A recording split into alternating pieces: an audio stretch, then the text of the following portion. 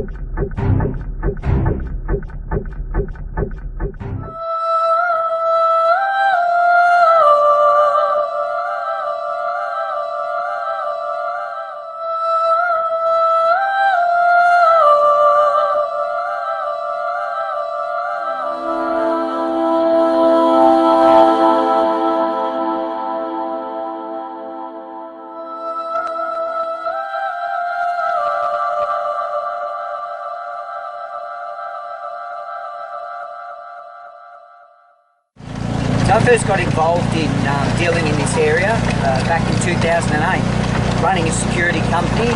What we decided to do was, like a lot of businesses, wanted to put back into a charity or an organisation to help others. So what we did is I decided to have a look into the different type of organisations that are out there. But we didn't want to contribute to your normal cancer counts and all that type of thing. Not that they're not they aren't valid causes, but we wanted to find something that suited what we did. So what I wanted to do is find an NGO, a non-government organisation or a charity that dealt in a security type environment. So what I ended up doing was I ended up Googling online and looking for different organisations. And I basically came across an organisation which dealt in the intel and surveillance and rescue operations dealing with human trafficking or with the sex trade. So we looked at then donating to this particular cause and just simply helping out financially with any work we did. A certain percentage went towards this particular NGO in helping mainly in the areas in Southeast Asia in dealing with trying to infiltrate and stop child trafficking. Over time I felt that there was a little bit more we could do, and because of the areas that we were involved in security, not just in offering or supplying security services, but in the actual training in different areas of security, whether it be the intel and surveillance side of it, or whether it be the actual what we call unarmed combat or defensive tactics side of self-defence for different areas of the security industry. So what we did is we offered this particular organisation, once again, that option for training in those areas. I met Karl Thornton, and I met him through some mutual friends. He explained about MDTA and everything that MDTA encompasses, and I have a passion for martial arts and all that, so that's how we met. And he introduced me to another organisation where I really felt led to go and help. And they deploy people overseas to rescue children from trafficking syndicates. Basically just help get those kids to safety.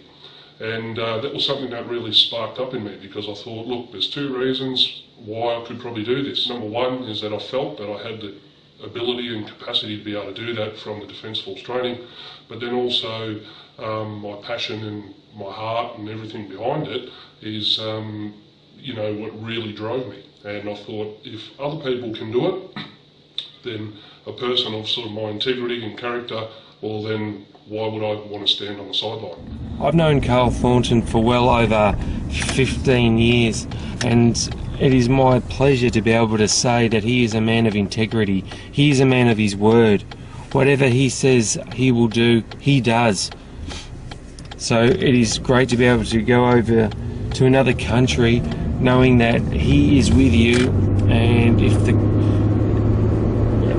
it ever hit the fan, he'd be really there batting for your safety and for the people that he loves, and obviously these kids. That's why he does it. A couple of years ago, I got to a point in my life with myself and my son where we were both struggling with past violent situations, and he was struggling with current violent situations of bullying at school. I happened to meet Karl at the gym, and he was talking about defence tactics that he runs, and I really queried him about whether that sort of thing, because I'd done martial arts in the past and that hadn't helped me during violent situations to take action, I froze instead, whether what he was teaching could actually be of assistance, and he felt that it definitely could. So I decided to take Luke along, and after a very short period of time, would have only been a couple of months, Luke and I both noticed a big difference in our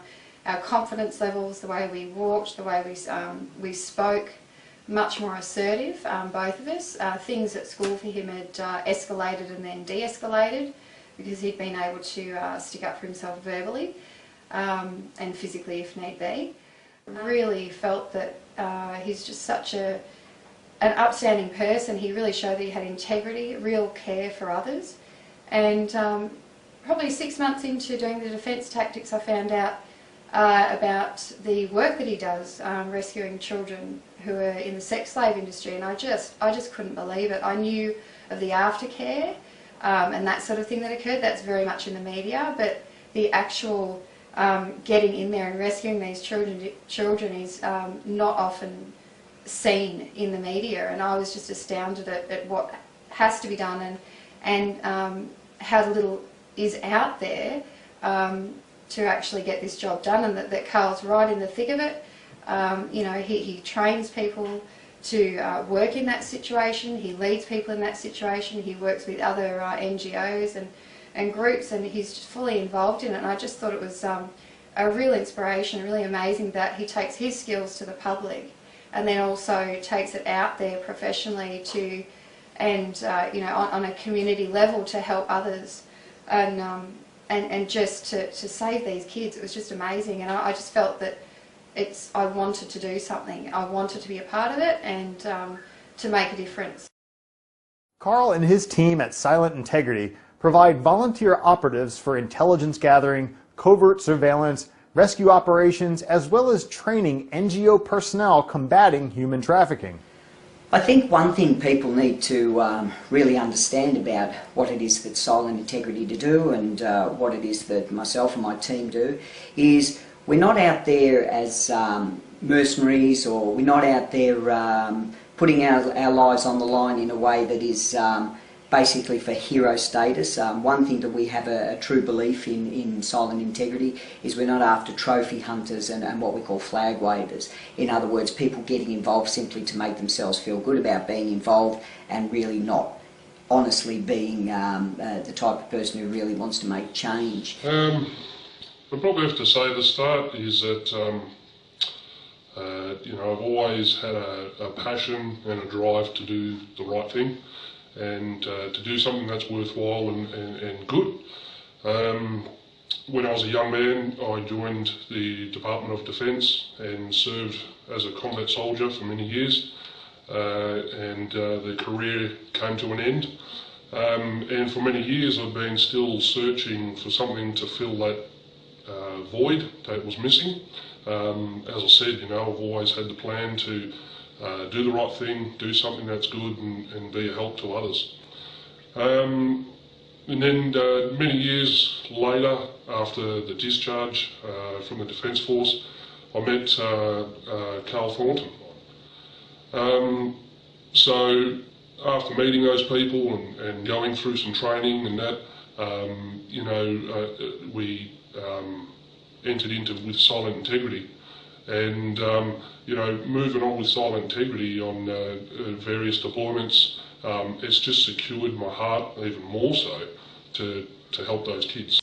At the end of the day is we put our security first, and when we follow up on any intel or surveillance, or when we're going on any operations, we also we always make sure that there has been everything put in place to ensure the safety and security of the personnel. Than anything else, but at the same time we're not going into secure environments.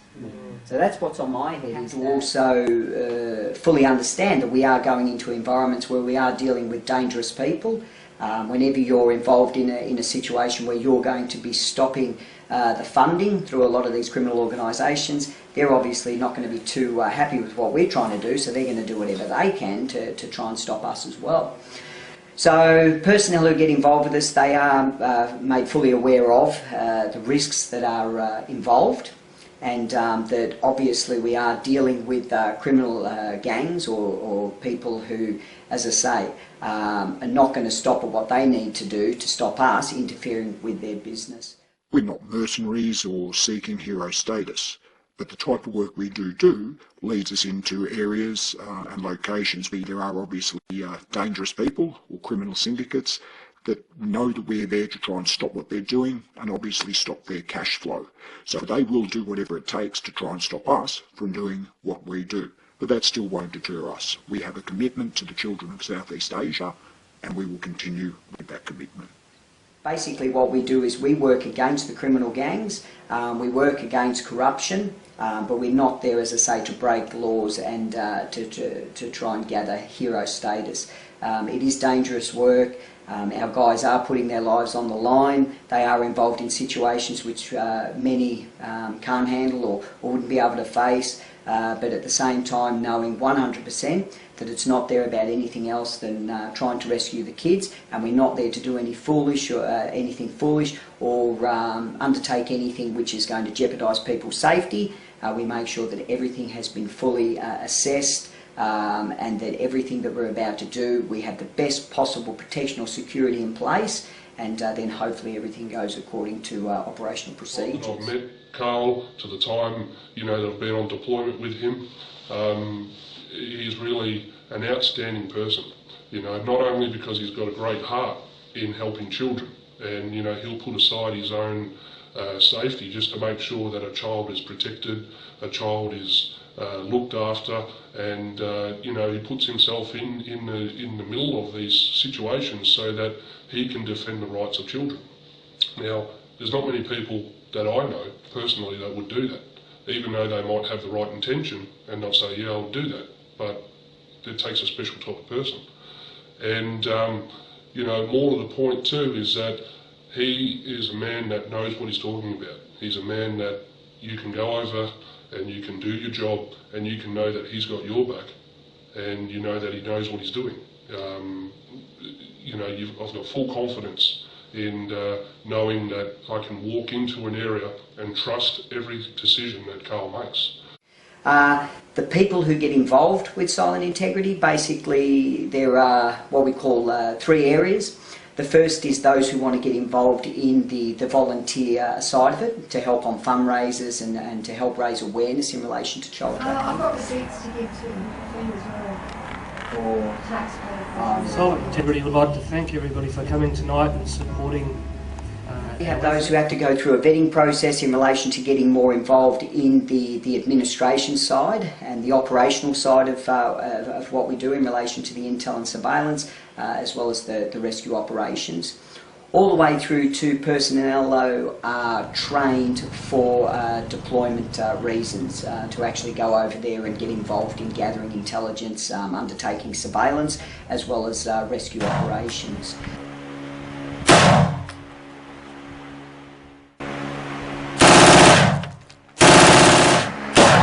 Yeah, good.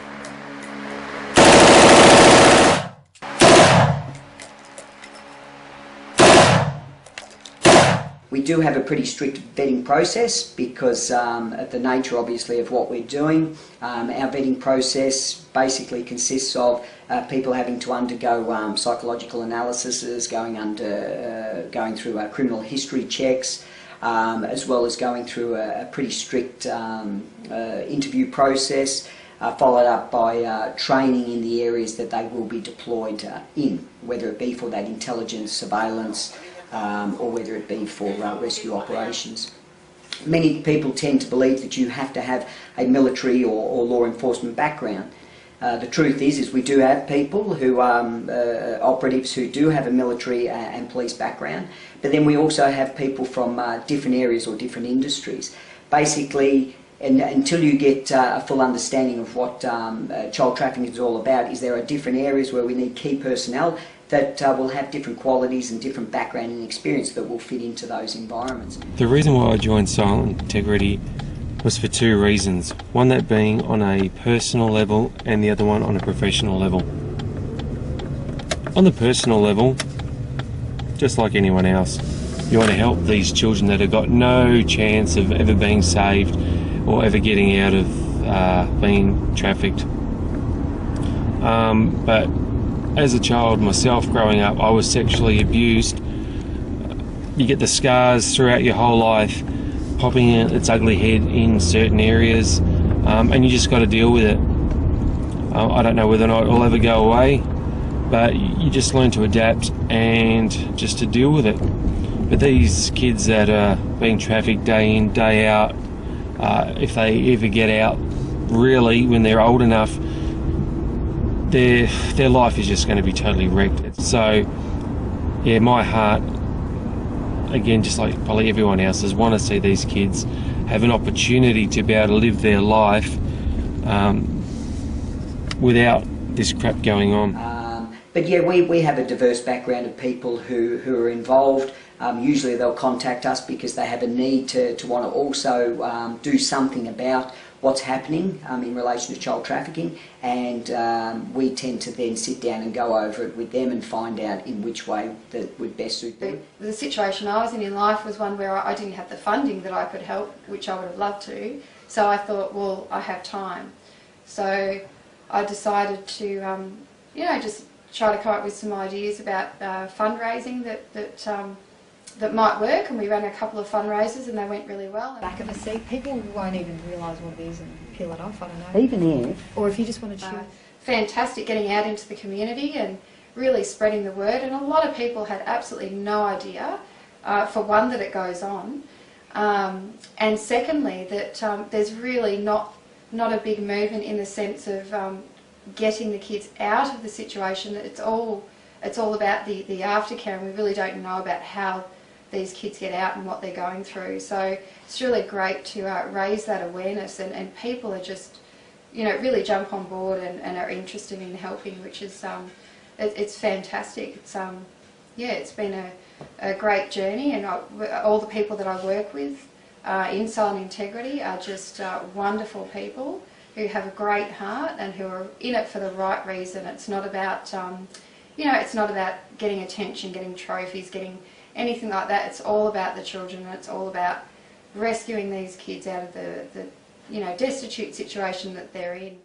When we first got involved in dealing in this industry, as I keep calling it, is we've realised more and more as we get further and further into the problem of child trafficking is how diverse it is, the different aspects to child trafficking.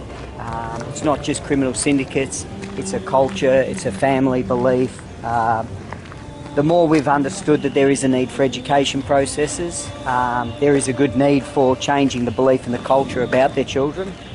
But at the same time is no matter how much we educate and how much we try and instill in people the value of children, there is always that criminal who realistically doesn't care about any of that. We've just spent a few days in the Cambodian jungle basically working on some intel in relation to a foreigner who's decided to retire here in Cambodia and thinks that it's his right, because he's got the money, to be able to set up a paradise or a haven that is set up and designed to allow kids to come along and stay and feel safe and at home. And as you'll see later on in this documentary, when we'll actually take you into that part of the jungle, it's anything more, it's less than paradise. It's actually another place where evil rears its ugly head, based on corruption, based on the dollar, and people thinking that they can buy, the people, and more so buy the children of Cambodia. Karl and his team are known to work with many different NGOs. However, they also work anonymously with many other organizations, which allows them anonymity in regions where Silent Integrity can conduct intelligence and surveillance, as well as conduct rescue operations without putting that organization and their personnel at risk. An operation basically starts with us following up on any intel that we have received. So basically any information, whether it be while we're in Australia or while we're deployed, we'll put all the information together, all the surveillance that we may have received and all the intelligence that we may have received, and basically go through it all and basically work out what it is we need to do from there. Information that we do receive can see us travelling all throughout the different areas of Phnom Penh. It can see us travelling throughout different provinces or different regions throughout Cambodia. We've been known to travel all over Cambodia or following up on different intel and surveillance.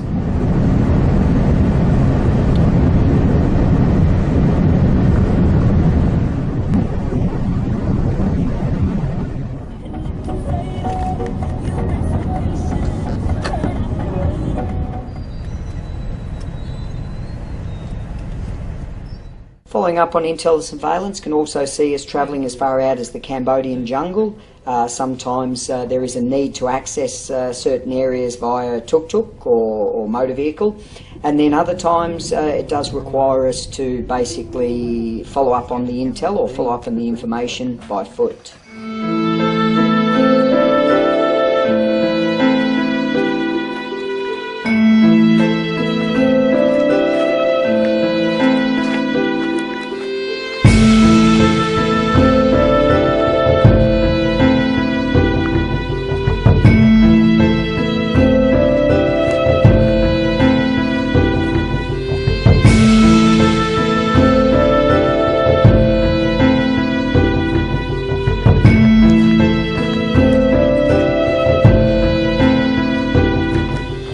Unfortunately, not everything happens in the big cities. We're about 164 kilometres out of Phnom Penh, actually in the Cambodian jungle, where we're following up on some intel on a location that's been set up to look like paradise and been set up for kids to be able to come along and feel safe and be able to get involved in activities. The unfortunate part is it's anything but paradise. Once all information, whether it be through intelligence that we've followed up on or any surveillance that we have taken, that'll then be passed on to the relevant authorities and or organisations that we're working in with, and the next step or the next process then will be determined upon based on the information that has been gathered. Once everything's been decided, and let's say in this case that there is the need for a rescue operation, then what will happen is we'll work in with the different authorities or different organisations to effect that rescue operation to secure any children that have been trafficked and or kept in whether it be a brothel, whether it be in any environment where they're being held captive. We'll work in with the authorities and basically effect the raid and hopefully get those children out of that environment.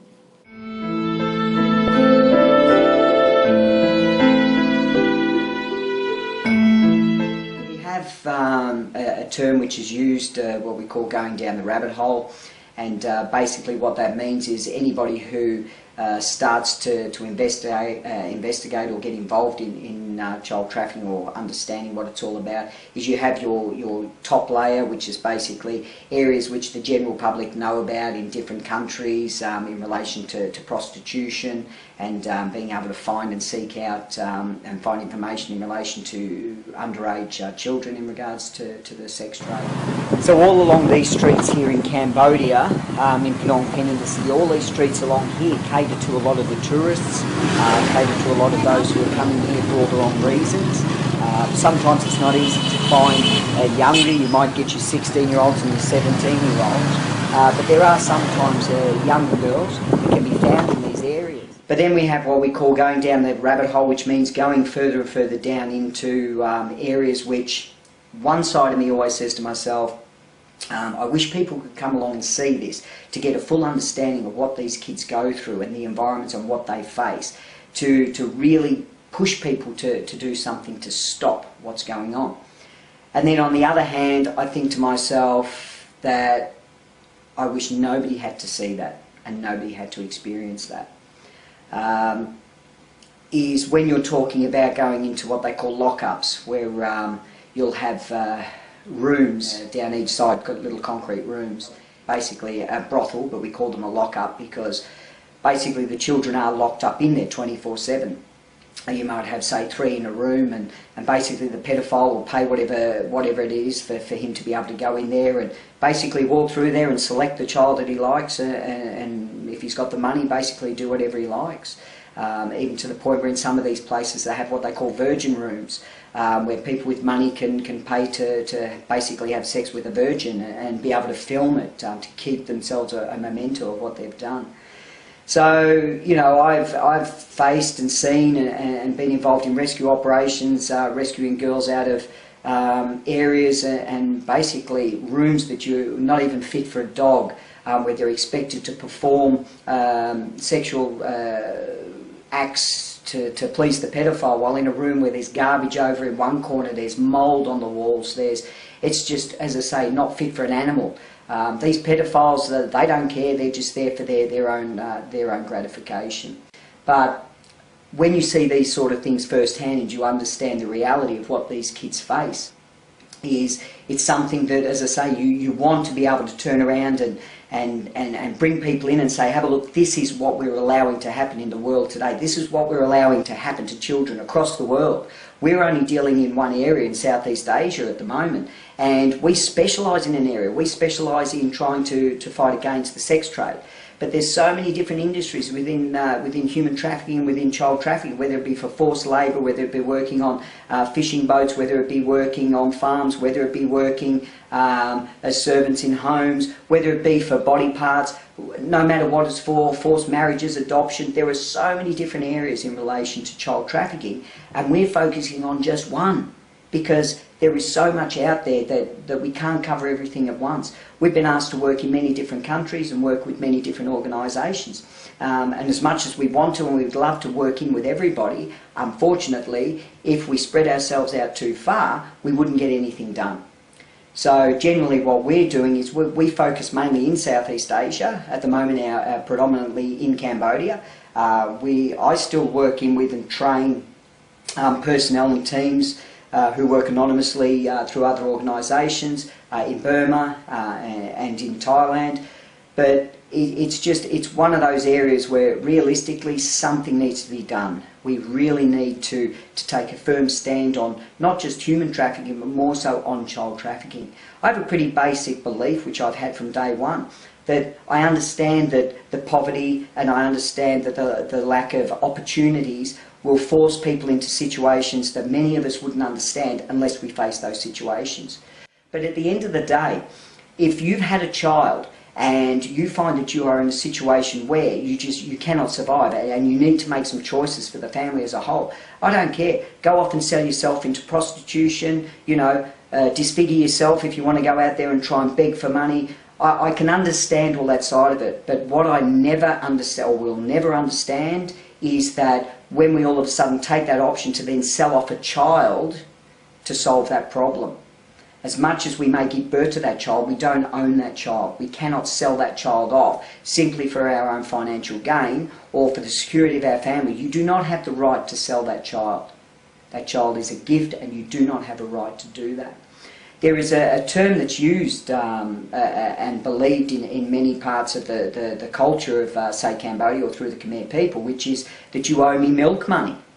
And that's a term basically referred to that because as the mother, you've brought that child into the world and you've fed that child, you've given that child milk, you've given that child sustenance to be able to survive, that you almost expect, or that child has a responsibility to pay back that milk money.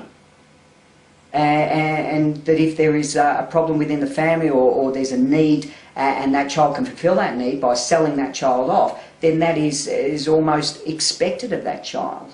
And because of the different cultural beliefs, and we're not just talking about the criminal syndicates here or the pedophiles that are coming in to utilise kids for their own sexual gratification, but even the culture of believing or being misled into thinking that having sex with underage children will cure AIDS, or it'll make you more potent and more vigorous and all this type of thing.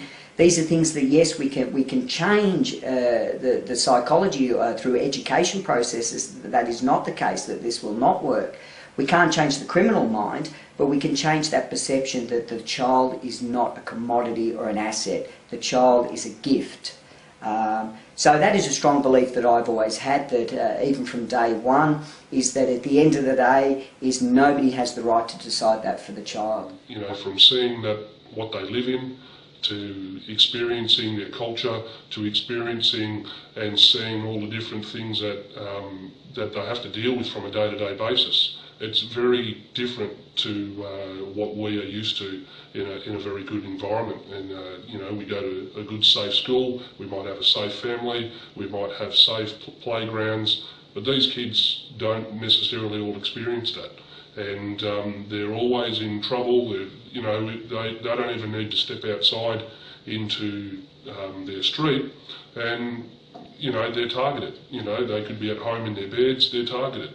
And you know, I just look at that and think, these poor children, they can't defend themselves. Even as an adult, it can be difficult to defend your own rights and yourself, but these children, what training, what experience and what life skills do they have?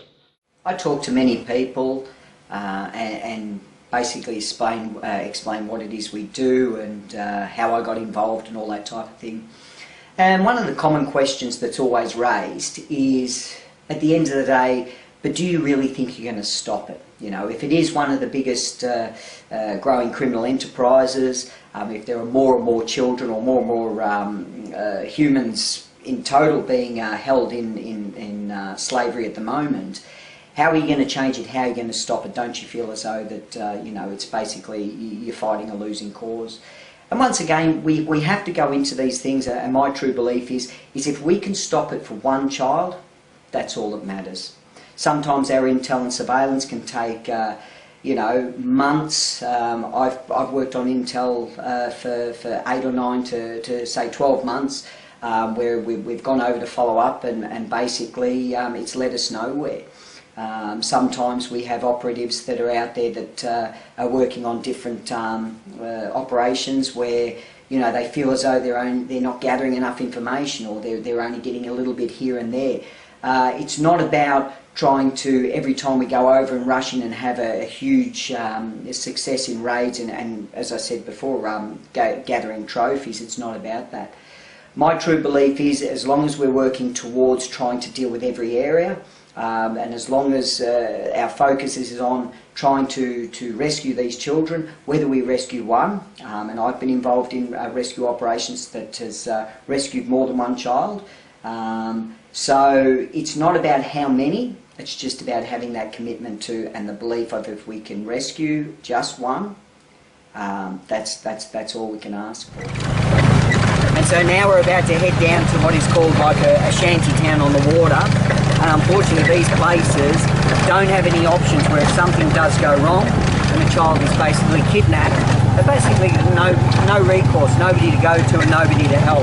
And that's why it's unfortunate that, you know, the Cambodians themselves want to see an end to this epidemic of child trafficking. But as you're about to see, villages like this basically have no help, they have no options, and that is why we need to do something to stamp out and stop child trafficking. Yeah, so now we're about to go down to an area which, as I say, is like a shanty town on the water, and as you'll see, and what many people, you know, in countries where we're from, think that living on the water is a great lifestyle.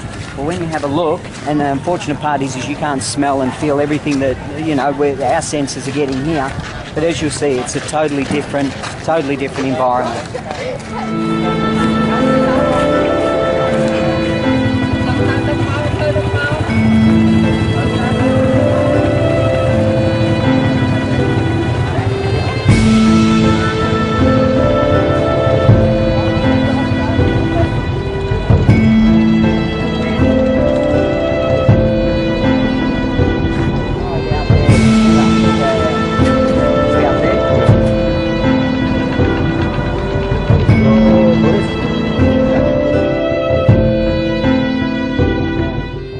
So when we're getting involved in anything that we're doing, it's once again, it's not about trying to put in place targets, it's not about trying to put in place quotas, it's simply trying to keep this effort going to change it from every possible direction.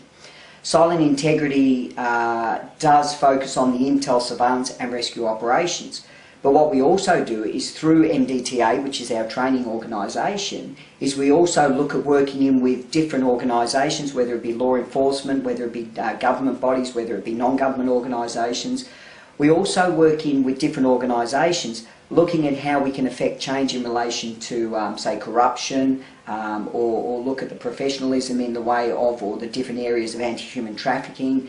We look at every possible aspect or every possible area that we can work on to try and affect change. I think one of the unfortunate parts is that many people's belief from countries like ours is that the whole country is corrupt and that the whole system is corrupt and that everybody in law enforcement and everybody in politics is basically corrupt. And unfortunately, that's not the way it is. There is corruption, like there is anywhere in the world. There's corruption in our country, there's corruption in the US, there's corruption in the UK, there's corruption everywhere. As a private investigator, I see corruption on a daily basis, whether it is people committing insurance fraud, cheating on their spouses, corporate fraud. It doesn't matter what culture you're in, corruption seems to rear its ugly head. So whether or not we're living in Australia or you're over in Southeast Asia, it just depends on how far corruption can go. Wherever that bar is raised, that's where corruption's going to hit. So to think that you're going to stamp out corruption 100% in a country, it's never going to happen either. But what we need to do is we need to be able to work in with those who want to see change within their own country, and especially when we're looking at Cambodia, is we are actually working in with some pretty motivated NGOs and organisations that are looking at affecting change. And this isn't just foreigners who are coming into a country trying to tell another country what to do. We're just coming in and offering assistance and working in with organisations within those countries, or within, say, Cambodia, that want to see change and want to affect change. How can we sit back and not want to get involved in anything we can do to help change the way that anti-human trafficking, or the way that human trafficking is looked at, the way the justice system is looked at, and the way that law enforcement and government, the way everybody can work together to try and affect change. So if you can change through the education process and through training, that you can change your culture and belief. If we can then, on the other side of it, have law enforcement and government and work together on stopping the criminals doing what they're doing and stopping the pedophiles being able to access kids within these countries, if we can all work from every possible angle to deal with the whole situation, then we are going to see change. It won't be overnight, and it won't be in a week or two or a month or two. It is going to take years. And like I try to explain to a lot of people, when you consider the Khmer Rouge and Pol Pot, that wasn't that long ago. When you're looking at sort of the late 70s, is that I always try and tell people, if you ever go to Cambodia for a holiday, is the two places that I always suggest you go and see is, one, you have to go to the killing fields. Go to the killing fields, put on your little headphones and listen to the narration, and really listen and get a full understanding of what this country has faced and what it had faced and what the people had to deal with and were involved in. And that will give you an empathetic and sympathetic view in relation to the situation with what happened within their country.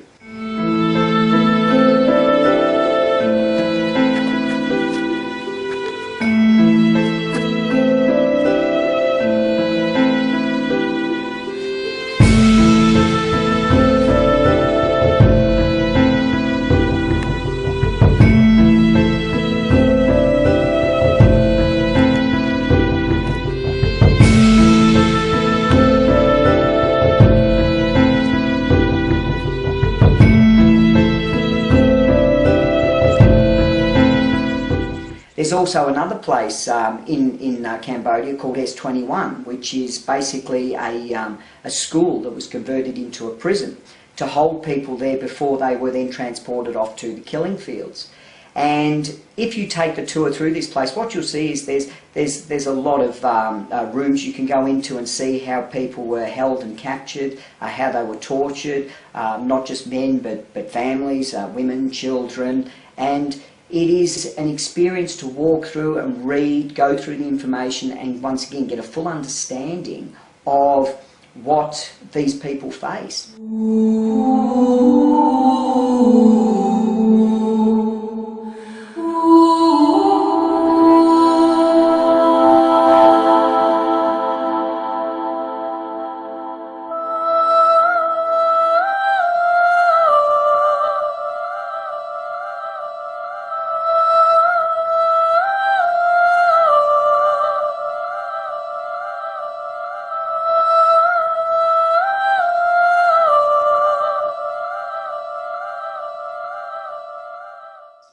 And then when you get to the end of that tour, you'll find that there's information there in relation to people who were involved in that regime who still have not yet been brought to justice. So when you consider that that is still really fresh within that country, is that to effect change is going to take time. But I believe, in my experience in dealing in Cambodia, and within Southeast Asia, but mainly within Cambodia, is that there are the majority who want to see change and who are working towards change. So one thing that we want to make sure we do within Soul Integrity is make sure we work in with those organisations that are working towards change. Silent Integrity's mission is to raise funds for training, deployment, and rescue missions globally, as well as providing the personnel to complete these services. Funding is probably one of the hardest things we face. Being a NGO and a not-for-profit organisation, we do rely heavily on donations and fundraising events to raise funds for what we need to do. So what we do is we run different events, such as we have a walk each year We run information stalls where we set up in a shopping centre and be able to, so we can pass on information as well as raise much needed funds. Another thing we do is I offer myself as a guest speaker. I've been along to corporate functions, sporting events, even talks in homes to raise awareness and also to raise funds. School fundraising is another great way we can raise money for silent integrity. The gold coin donation free dress day, it seems to be hit with a lot of schools. It's easier to do. The kids love it. The kids love the participation, knowing that they are helping other children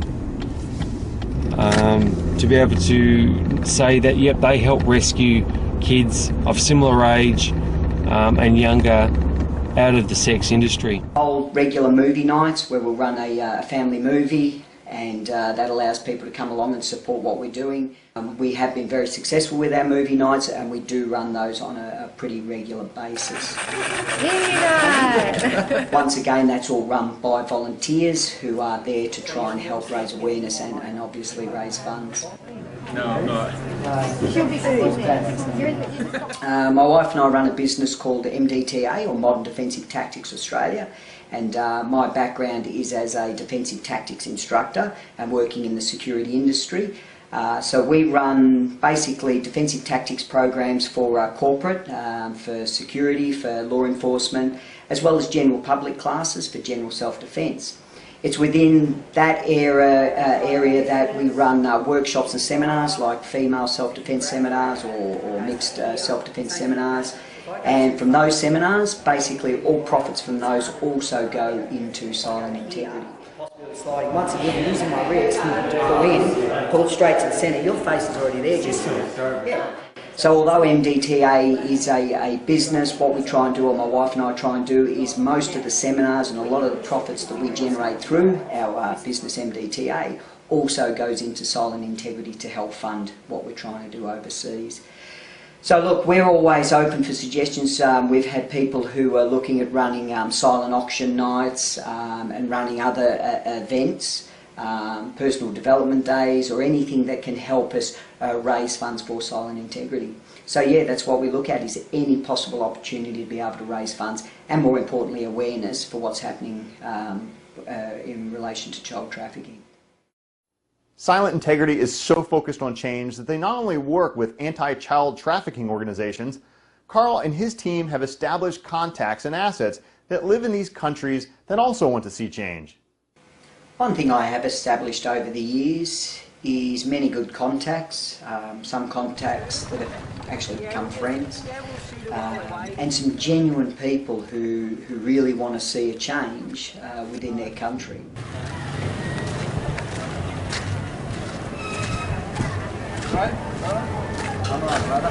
So, what is the future for silent integrity? What I'm hoping for the future of silent integrity is that hopefully it no longer exists. Hopefully we can affect change. Hopefully we can instill in those who are in power or making decisions that you know, the safety and security and the welfare of the children of every country should be priority number one. At the end of the day, they're the future generation. We need that future generation to be able to enter into a world of change without a history. Many people turn around and say, you know what, the reason that this person's made change is because they've had to face, they were trafficked themselves. You know, they've been through sexual abuse themselves. They've been through the torment and the torture themselves. I'm hoping to see a future where people move into positions of being able to make decisions and affect change with a clear history of being able to live a life themselves in a loving and a safe environment, and not have to go into these positions because they have been affected by trauma in their past. They should be able to have the opportunities from day one to be brought into a loving, nurturing family, to be educated, to be given the opportunities. Okay, they might not be the same opportunities that everybody else gets in a more affluent country, but even in third world countries where they're fighting for survival, I can understand that the world needs to help to get involved, but the world should be helping to get involved to stop famine, to make sure that every country has clean water and has an abundance of food to make sure people can survive. But come on, they're things we control, but the sex trade, trading children, trafficking children for the sexual gratification of sick individuals, that is the sort of thing where we shouldn't have people making decisions and growing up and moving into these positions because they want to affect change because it happened to them and it's happening to other kids. People should be able to move into those positions because they started off with a clear, free life which gave them every possible opportunity to take life by the hands and to be able to move forward. With the ever-increasing presence of Karl and Silent Integrity, dealing with stopping child trafficking and Karl's face being seen more and more when pushing the Silent Integrity cause, how does this affect his personal safety? Yeah, look, I've been asked before is that we're a semi-covert operation. So how does this affect my personal safety in regards to basically now being recognised and people being able to see my face and understanding what it is I'm doing? The unfortunate part in the type of work we do, there is a lifespan of people doing different types of work within this industry, within intel and surveillance and rescue operations. The unfortunate part is because of the need to get information out and to gain funding, is we do need to be able to get out there and explain what it is we're doing and trying to get people aware of what's going on so we can raise awareness and get people involved. The more that I've been involved in Silent Integrity and the more people that become aware that I am involved in what I'm doing, is, you hear things like, oh, great work and you're a hero and all this type of thing. It's funny, when I first got involved in this, many of people, even my friends and family, didn't actually know what I was doing or what I was involved in, mainly because it is basically a covert type environment. But then when we needed to gather funds and raise awareness, obviously once my face was out there and it became more known that I was involved in dealing with trying to stop child trafficking, is obviously then you start to get that information or that feedback coming in of what a great job you're doing and all this type of thing. And as much as I always try and say, what the heroes are those kids out there that are actually going through the abuse, the torture, who are going through hell on earth, basically to be used as sex slaves. They're the heroes, waiting and hoping that people like us and others out there will come along and try and make a change and stop this. But at the end of the day, one of the biggest heroes I think is basically my wife. My wife has been alongside me all the way through this journey and she's backed everything that I've done. She's the type of person, and if she turned around and said to me, look, I don't want you to do this anymore, I'd have to stop. But I know she's the type of person that wouldn't tell me to stop because she knows this is just something I have to do. So at the end of the day, my wife and my family mean everything to me. They're my number one. And it's when I look at my kids and realise and appreciate the freedom and the security and safety they have here that also once again instills in me that, how can I not help out? How can I not do something? And especially now that I've gone so far into what I'm doing, there's no way I could stop and turn around. I have to be honest and say that most of the people involved in Silent Integrity are basically the same type of people. They've got families, they're committed to their families, but they're also committed to making change.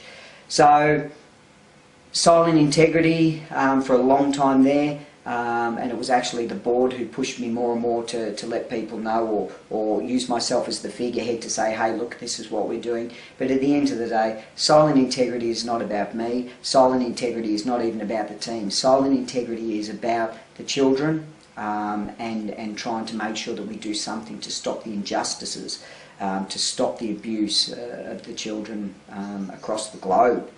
We're dealing mainly in Southeast Asia, but there is a need for this to stop across the globe. It has to stop.